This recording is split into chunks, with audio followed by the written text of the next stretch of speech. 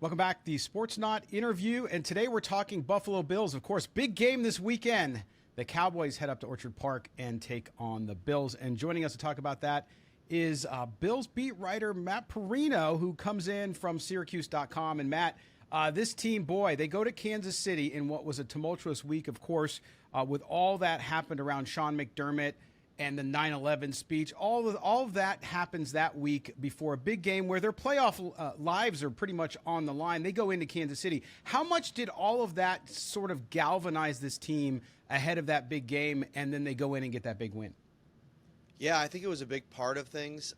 They were trending in the right direction anyway, and they were, had that whole situation not come about, Sean McDermott, since he's been the Bills head coach, is undefeated coming out of the bye. And so that was a really good time to play the Chiefs, and obviously everything that's going on with their offense as well. But, hearing from people after the game, very animated Ed Oliver talking about, riding with Sean McDermott through anything. Josh Allen passionately defending Sean McDermott when he spoke after the game, and then again yesterday after the Bills walked through getting ready for the Cowboys. So I think, listen, we've known this from the beginning of the season. This is one of the most talented rosters in the NFL. They shouldn't be sitting here at 7-6. There was a couple of games, the Patriots game, the Broncos game, that just didn't go their way. But it's a good football team. If they get in the tournament, they're going to be tough out. Yeah, no doubt about it. And you look at now, especially, the NFL season, especially this year, I think things are just crazy, especially on the AFC side. So you see what happens to Miami on Monday night, which obviously helps the Bills. The Bills stay in the race for the AFC East. When you look at this team and the playoff road for them and the remaining schedule, of course, they close out the season with a game against the Dolphins. Do you think they're more likely to be a wild card team, or do you think they're starting to get the mojo together enough where they can really get out there, compete, and perhaps take the AFC East again? Before the Chiefs game, I picked them to win the AFC East, and nothing's happened in the last couple of days to sway me in another direction. The Miami Dolphins, man, they haven't beaten any good teams, and now they're starting to lose to bad teams. And that's a real problem when you look at the end of their season schedule, the gauntlet that they face. This Jets team is playing inspired football. They have one of the best defenses in the NFL. They have them this week. Then it's the Cowboys, the Ravens, and the Bills to finish the season. And listen, I think we overreact so much as an NFL community to what happens in September and October. Now, you can't be in the Bills spot where you lose almost enough games to completely take yourself out of the race. But at the end of the day, football in December is completely different. And I think the Bills are kind of built for this time period. Von Miller, we can debate whether or not he should be on the field to begin with everything going on off the field. But when he was on the field on Sunday, it looked like the first signs of the player that I think everybody remembers in the fourth quarter, getting two quarterback hits on Patrick Mahomes, one being a hit that caused a fumble, forced them to settle for a field goal when they were inside the red zone, and another late in the game on 3rd and 15, getting the pressure, helping Ed Oliver get a pass breakup. So there's a lot of good things going on, and since they made the switch to Joe Brady from Ken Dorsey, the offense has started to look like the version of itself that everybody expected at the beginning of the season. Now, of course, we talk about them having an opportunity in Buffalo to compete and win the AFC East because it can happen. If they don't win the AFC East, they get in on a wild card. Of course, they have some tiebreaker losses with Cincinnati, Denver.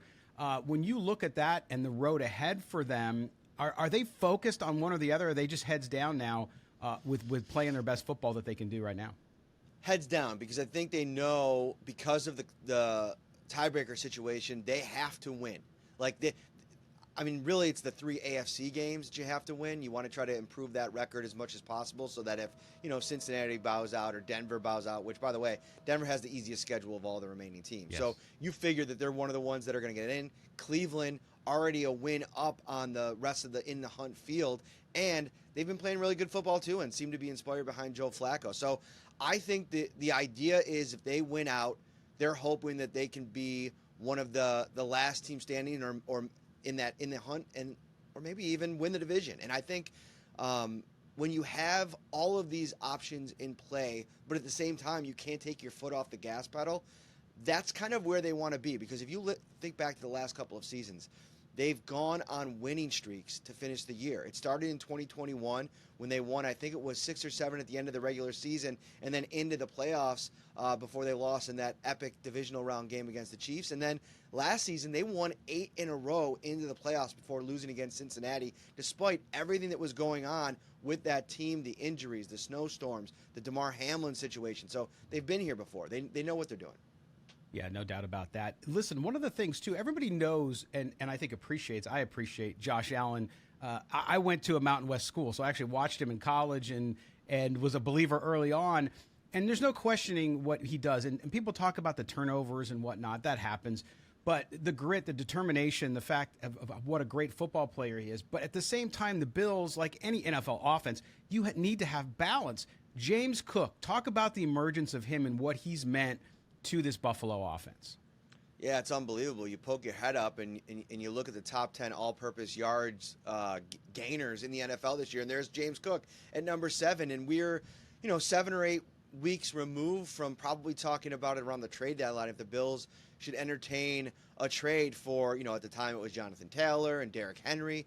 And now they have one of the best young running backs in the NFL. And I think the Bills really believed that this would materialize. And I think last week's game against the Chiefs, the way that James Cook was involved in the passing game, to me, was the vision that Brandon Beane kind of established the night of the draft when they took him back in 2022.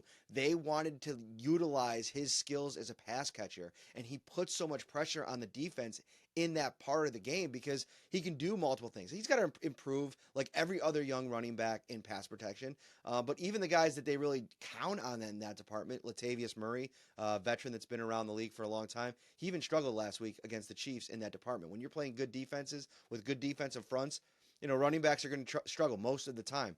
But as a playmaker, I think you can make the argument that as of right now, he is number 2 on the priority list in this offense as a playmaker behind Stephon Diggs. Dalton Kincaid has started to establish a little bit of momentum for himself, but we saw last week Dawson Knox come back from injury, and it changes the complexions of thing a little bit for him because Dawson Knox is making $12 million a year, and they're going to try to get him the ball too. I think Cook, has kind of risen to the top right underneath Diggs.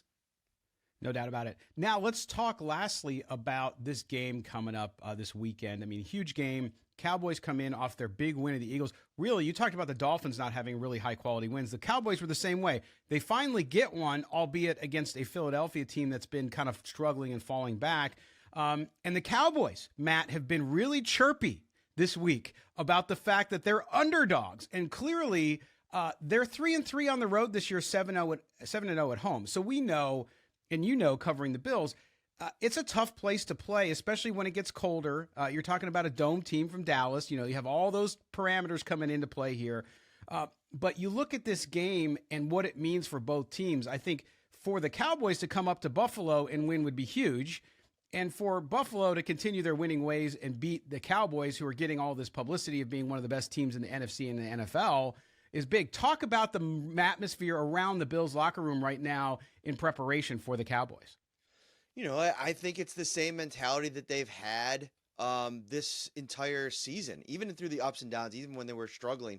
This isn't a team that treats any game as if it's bigger than any other. And the benefit for the Bills is, you want to talk about playing great teams. That's all the Bills have done all season. I mean, look up and down their schedule. They played the elite quarterbacks in the NFL. They're coming off a 2-game stretch against the defending NFC champs and then the defending AFC champs in back-to-back games. So they're battle-tested.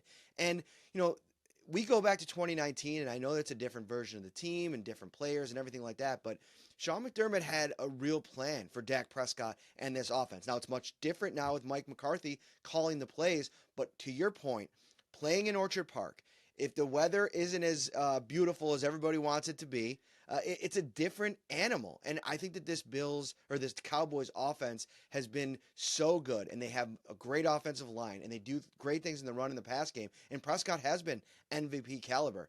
But I think Jerry Jones's comments were just as illuminating this week when he talked about just the challenge that they know and the team they know the Bills to be. They're not going on the road and facing a true 7-6 team. This is a Super Bowl contender if they get into the playoffs. Yeah, no, it's a great point, and we certainly appreciate you giving us insight there. I'm looking forward to the game. To me, it's the game of the week here on Sportsnaut.com. It's the game of the week. We're talking a lot about it, and we certainly appreciate Matt Parrino from Syracuse.com his insight. Also, don't miss his Shout podcast. Also very entertaining. We appreciate that. Hopefully, Matt, will catch up with you during the playoffs. Thanks for being with us today. Thanks for having me.